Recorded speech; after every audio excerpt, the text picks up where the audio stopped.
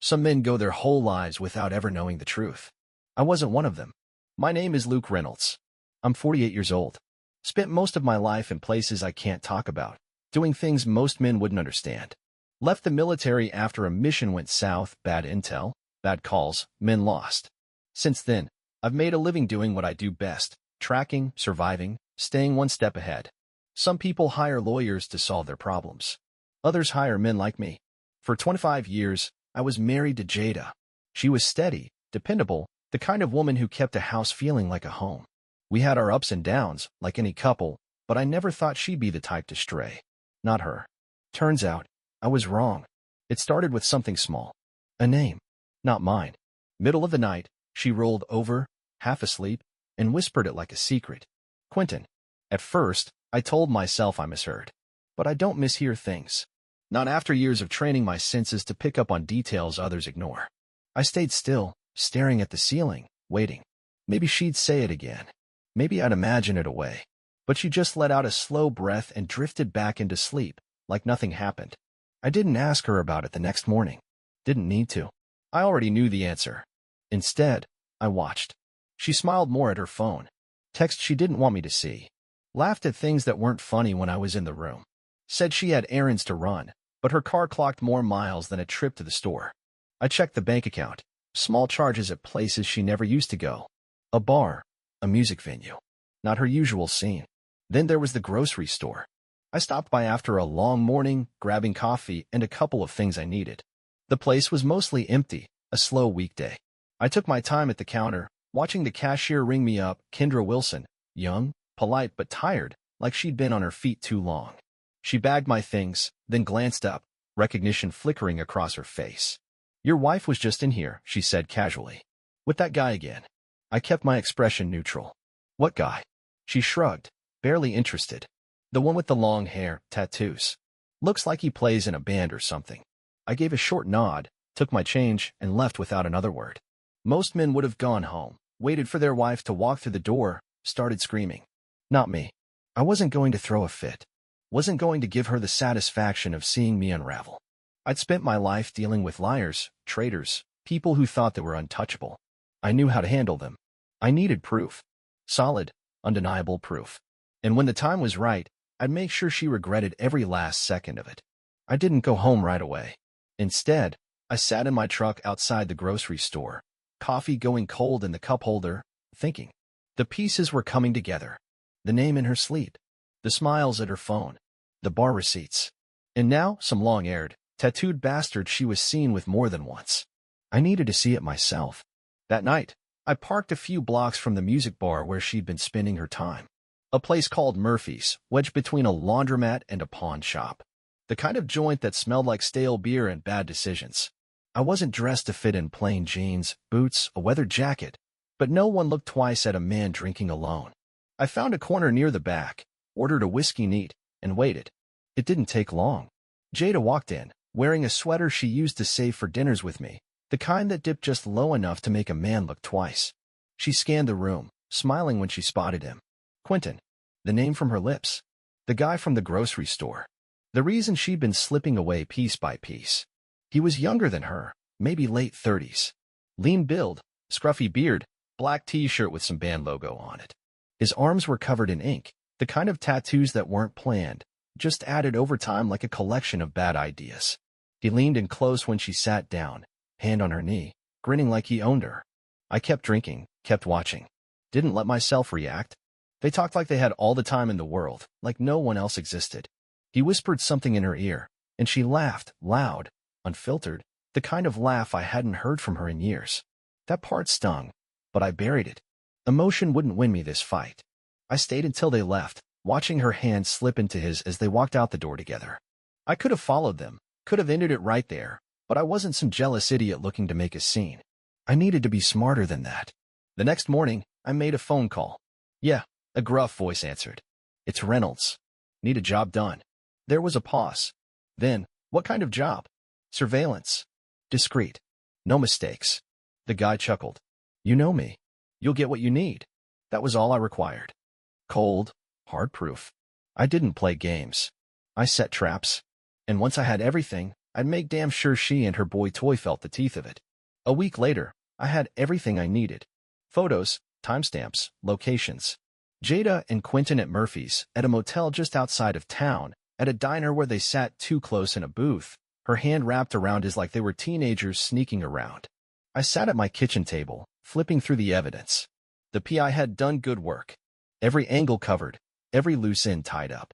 There was no room for denial. No chance for her to spin it into something innocent. I could already hear the excuses, the attempts to soften the blow. It didn't mean anything. I never meant to hurt you. It just happened. It didn't just happen. She made choices. Now it was my turn. I started with the bank accounts. Locked them down, moved what was mine into an account she had no access to. Then I called the mortgage company, arranged to have everything shifted into my name alone. She'd get nothing. Not a cent, not a claim, not a foothold in the life she'd built with me only to throw it away for some asshole with a guitar. Next, I went to see Zoe Lawrence. She lived in a tidy little house on the nicer side of town, the kind with a perfectly trimmed lawn and flower beds she actually had time to take care of. She opened the door in a cardigan and slacks, surprised to see me standing there. "Luke." She smiled, then faltered when she got a better look at me. "Is everything all right?" I stepped inside without waiting for an invitation. "How long have you known?" She stiffened, glancing toward the hallway like she had an escape route planned. "Known what?" I dropped the envelope of photos on her entryway table. She didn't open it, just stared like she already knew what was inside. "You're her best friend, Zoe. Don't insult me by pretending you didn't know." She let out a breath, shoulders sagging. "It's not what you think." I cut her off. "It's exactly what I think. You covered for her. Lied for her. You played a part in this, whether you like it or not." Her face twisted, like she wanted to be angry but knew she didn't have the right. "I just wanted her to be happy, Luke. She was lonely.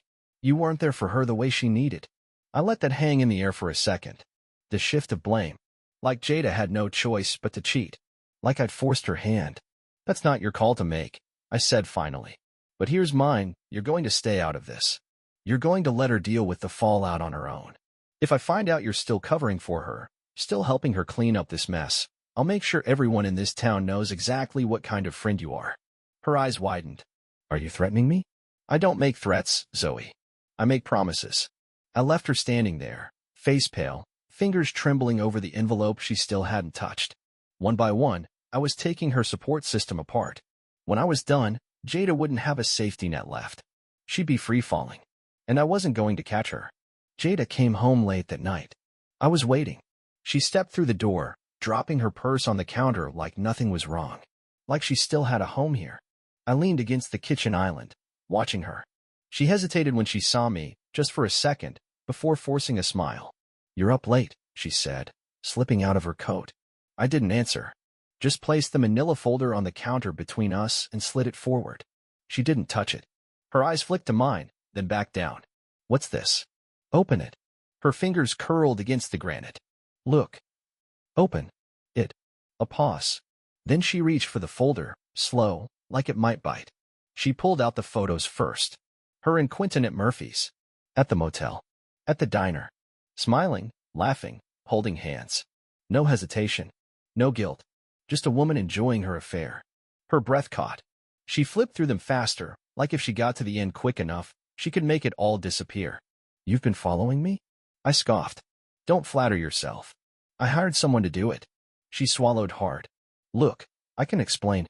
"No, you can't." I pushed off the counter, stepping closer. She took a half step back. "You don't get to lie your way out of this."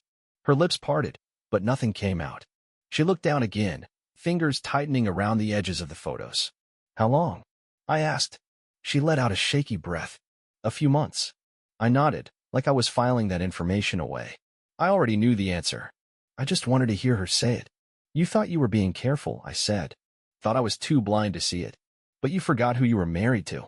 "Luke, please, just—" "You're done here." I cut her off, voice steady. "The house is mine. The bank accounts are locked. I talked to a lawyer this morning. By the time this is over, you'll be walking out with whatever you can fit in a suitcase." She stared, blinking fast. "You can't just—" "I can." And I did. Her mouth opened, closed. She looked small now, like the weight of it all had finally hit her. Like she'd finally realized she wasn't in control anymore. I let the silence stretch, watching her. letting her sit in it. Then I reached for my keys. I won't be here when you pack. I turned toward the door, pausing just long enough to add, make sure you take everything you'll need. You won't be coming back. And then I walked out, leaving her standing there with nothing but the proof of her own betrayal in her hands. I stayed away for the night, giving her time to pack. It wasn't a courtesy. It was strategy. I wanted her gone before I walked back through that door. I drove out past the edge of town, parked near an old hunting cabin I used when I needed space. Sat in the truck, headlights off, listening to the silence. It had been a long time since I'd felt it this deep, the kind that wasn't just quiet but empty. A clean slate. By morning, I drove back, pulling up to the house just as Jada was hauling a suitcase into her car. She was dressed plain, jeans, sweater, no jewelry. Hair pulled back like she hadn't slept. She looked up when I stepped out of the truck, but I didn't give her anything. No words, no acknowledgement. Just walked past her and into my house. The place felt different. Lighter. I moved through the rooms, scanning for anything she might have left behind. Bedroom closet was half empty. Bathroom counter cleared except for my razor and a bottle of aftershave. She hadn't taken much, just what she needed. She knew better than to push her luck. A quiet knock came from the doorway. I turned to find her standing there, arms crossed, watching me like she had something to say but didn't know where to start. I don't expect you to forgive me, she said finally. You're right about that. She pressed her lips together, shifting on her feet. I never wanted it to end like this. I let out a breath, shaking my head. Then you shouldn't have ended it. Her mouth opened like she was about to argue, but she stopped herself. Smart. She glanced down at the floor, then back up. I'll be staying with Zoe for now. I chuckled, dry and humorless. Good luck with that. Her brow furrowed. What does that mean? I grabbed a coffee mug from the cupboard, taking my time as I filled it. Means Zoe's smart enough to know when to cut ties. I took a sip, meeting her eyes over the rim. I had a conversation with her. She won't be covering for you anymore. Jada stiffened. You went to Zoe? I leaned against the counter, arms crossed. You thought I was just going to let you walk away without consequences? She swallowed, fingers tightening around her purse strap. You really hate me that much? I shook my head. No, I just don't care enough to let you get away with it. She blinked, like she hadn't expected that answer.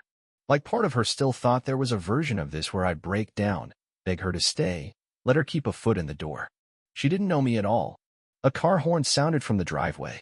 She looked toward the door, then back at me. Goodbye, Luke. I didn't answer. Just stood there, drinking my coffee as she walked out for the last time. The house was quiet after she left. Not the kind of quiet that feels empty, more like a space that had been reset. No more waiting for the other shoe to drop. No more watching her move through the house like a ghost, carrying secrets she thought I couldn't see. Just silence. I settled into it fast. Took the locks off the doors she had keys to, changed out the bank accounts, scrubbed her name from every part of my life that mattered. It wasn't about anger. It was about finality. No loose ends. The first few days were easy. There was work to do, money to be made. My security consulting business had always been steady, but now that I had no one else to consider, I took on more. Bigger contracts. Longer hours. Kept my hands and mind busy. Then, one afternoon, I got a call from an unknown number. I let it ring, debating whether to pick up. When I finally did, a familiar voice came through the line. Luke Reynolds. The voice was slow, casual. Still answering numbers you don't recognize? Thought a man like you would be more careful. I didn't respond, just waited. The guy chuckled. Come on, don't be cold. You know who this is. Quentin Tate. I exhaled through my nose, resting a hand on the counter. Gotta say, Quentin, you've got some balls calling me. Relax, he said, like this was a friendly catch-up. I heard Jada moved out. Figured now's a good time to clear the air. I let that sit a beat. That right? Yeah. No hard feelings, man. I mean, look, I get it. You're pissed. But you know as well as I do, this kind of thing just happens. I laughed once. Short, sharp. You really believe that? Come on. Don't act like you didn't see it coming. Woman like that? Lonely. Stuck in a rut. You checked out, I checked in. That's life. I tightened my grip on the phone. You call just to hear yourself talk? Or are you working up to a point? There was a pause, then a shift in his tone. Look, I know you did some digging on me. Screwed up some things in my life. Cost me my job, my place. I'm not mad, just saying, maybe it's time to let this whole thing go. I smiled, but there was nothing friendly about it. Or what? Another pause. Then, I got a business opportunity coming up. Good money. Need investors. I nearly laughed again. You're asking me for money? Not a handout. Just a favor. Think of it as a way to bury the hatchet. I leaned back, shaking my head. This guy really thought he could talk his way out of this. That he could smooth it over, like we were just two guys who'd had a misunderstanding. I let the silence stretch long enough for him to get uncomfortable. Then I said, Quentin, let me make something real clear. I don't forget. I don't forgive. And I sure as hell don't invest in losers. His breath hitched, just barely. You don't have to be a dick about it. I hung up. The next day, I got an email from an old contact. A former neighbor of Quentin's. Turns out, after I locked Jada out of my life, Quentin decided to take a parting shot. Nothing serious, just some half-assed attempt to sabotage my business. A bad review here, some trash talk there. Didn't matter. My reputation was built on results, not gossip. But knowing you tried and failed? That was the cherry on top. I didn't retaliate. Didn't need to. Some men dig their own graves. You just have to step back and let them finish the job. That night, I sat on my back porch with a beer, listening to the wind in the trees. For the first time in a long time, the weight in my chest was gone. Some men break under betrayal. Others use it as fuel. I didn't just survive. I won. Months passed. Life moved forward. That was the thing about betrayal. Once the dust settled, you either let it drag you down or you made damn sure you came out stronger.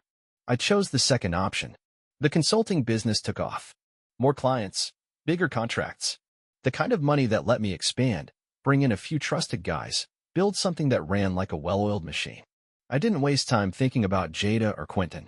I'd stripped them out of my life like a tumor, and I didn't make a habit of looking back at dead things. Then, one evening, I stopped by a bar on the other side of town. It wasn't a place I usually went, just a last-minute decision after wrapping up a meeting. I ordered a drink, found a table near the back. Place was quiet, a handful of regulars scattered around, TVs playing a muted baseball game. And then I saw her. Jada. She sat alone at the bar, shoulders drawn in, stirring a drink she hadn't touched. Hair pulled back, a few gray strands showing more than they used to. She looked smaller, like she'd lost something she didn't know how to get back. I could have walked out, could have ignored her, left her sitting in the mess she made. But something made me stay, just for a moment, watching. The bartender leaned in, saying something. Jada shook her head, gave a weak smile, went back to staring at the glass in front of her. She'd always been good at pretending things were fine. After a few minutes, she finally noticed me. Her body tensed, like she wasn't sure if she should acknowledge me or pretend she didn't see me. I made the decision for her. I tipped my glass in her direction. A simple gesture. No words. Just a small, silent acknowledgement. She blinked, her expression unreadable. Then, after a long pause, she gave the smallest nod. That was it. No apologies. No closure speech. Nothing dramatic. I finished my drink, set down some cash, and walked out.